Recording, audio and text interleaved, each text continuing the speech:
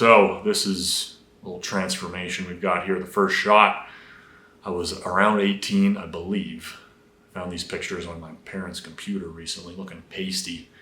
Pretty brutal farmer's tan. I was working lawn care out in the sun, wearing sleeves. What the hell? What a crime. And I've been working out for maybe 6 months, I think. So I put on a little bit of muscle mass, maybe 5 pounds. You can see I've got like a little bit of tone, nothing exceptional for a young little pale whippersnapper. And now, what would this be? 15 years later, my physique looks substantially different. I've put on a solid amount of muscle. Getting a little bit of a gorilla-esque look coming on, which I'm excited about. Not for everybody, but, the meatier we can look, the better. And looking back at this, if I were to, summarize what I think a couple key things are that allowed me to make this transformation, I'm going to go through them with you. And I think any of you, regardless of where you are in your journey, I think it's very possible. I don't think there's anything that unique about my situation, my genetics, that would make this unrealistic for you. And one of the main things is to sacrifice other things in your life. So a lot of times people, if you have a goal to be more muscular and you look at a certain physique that you're inspired by and you want to modify your build to add more muscle, that you add it on top of your current life. So your current job, your current relationship, your current social situation, your current hobbies and activities. Then you go, I've identified I want to change my body to add more muscle to it and have a different physique.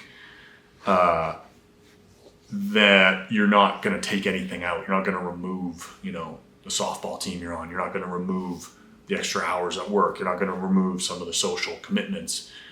You may not remove, the relationship you're in that may not be supportive. That's just the reality from what I've seen going through times in my life where circumstances were such that it was difficult to prioritize working out. And then other times where circumstances were set up where it was, a main feature of my life. And it's just so clear that it makes a huge difference, probably the biggest difference to, addition by subtraction, to remove other things in your life if it's this important to you and you want to make room for it. And a lot of people, myself included, don't digest that reality and then end up being disappointed and let down when the results aren't there. And the unfortunate truth is that you got to get rid of other stuff that you like. You have to sacrifice to get those results. It's as simple as that. You got to pay the price one way or another. And you're going to pay the price in disappointment and a lack of results if you don't sacrifice, or you're going to pay the price in getting rid of activities, people, circumstances that you currently have that you want. You got to get rid of those things to make room for the gym and training for muscle gain. So that's one of the biggest takeaways that I've seen. It's very simple. It's not that complex. A lot of the details will fall into place if you make those whole-scale lifestyle changes. But it's a big ask. It's a big demand. So you got to look at, yourself in the mirror and ask, how much do I care about changing my physique? And if I really have a substantial goal to gain a bunch of muscle, it's only going to happen if you give up other shit. That's what I would have told myself when I was first starting out.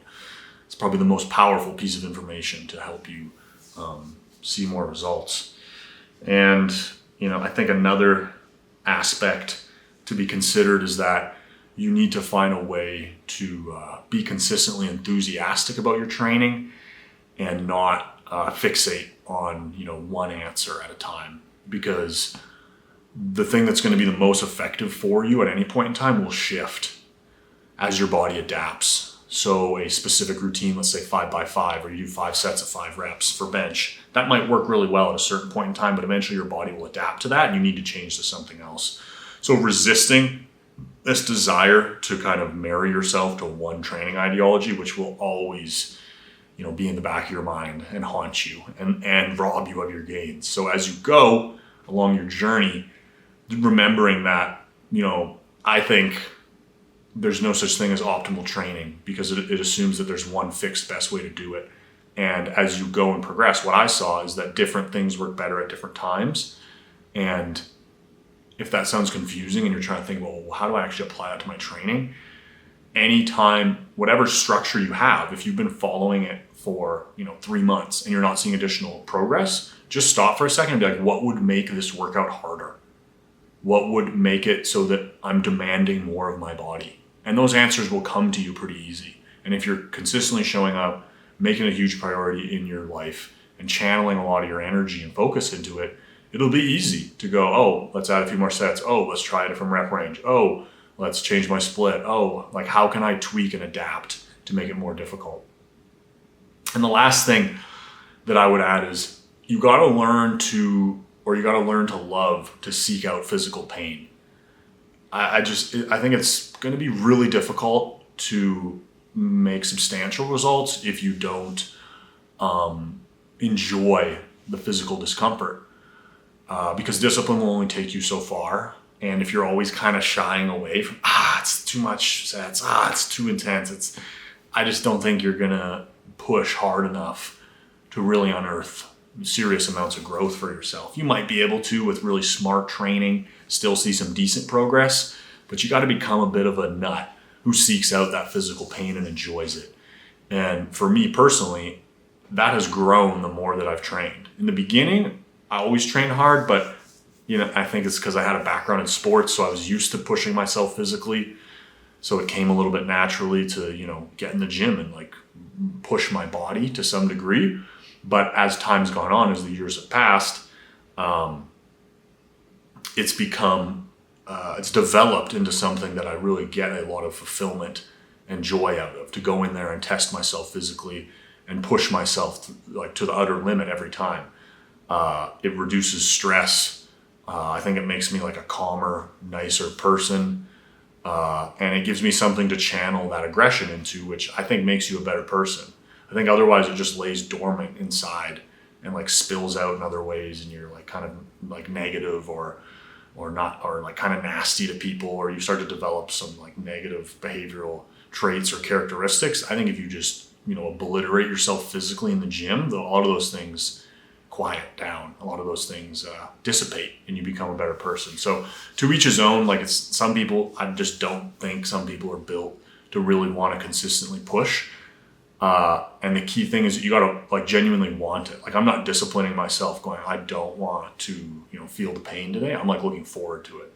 So I'm not in your head, and I'm not a psychologist, but you got to find some way to, and I think most people that train hard and build up a good amount of muscle mass, given their genetics and where they're at, would agree and say that, yeah, they find a way where they actually love the process, and they love the feeling of getting a pump, and they love the feeling of fatiguing themselves, and they want to find ways to make their workouts more brutal because they want to see growth. And this whole kind of addictive feedback loop starts, where the harder you push, the more results you get, and that feels good. And then when you're in there, it makes you feel like more alive and aggressive to be channeling all that energy into something physical that's really taxing. So those are a couple of the just kind of key takeaways that I would share with you for my personal transformation. Obviously, there's a lot of different ways to train, and some people will have different thoughts and advice, and there's lots of people out there who have made much more impressive transformations than me, but that's my take on what I've seen to be effective and useful. I think if you apply those things, it will help you to go out there